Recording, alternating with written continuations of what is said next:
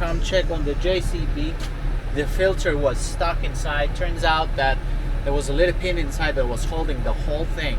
So I had to put a screwdriver and take out the screw that was holding the small filter inside. So the whole thing came out.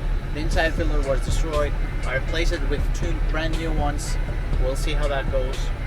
I have to check on the housing later and see why these filters were not lining up properly.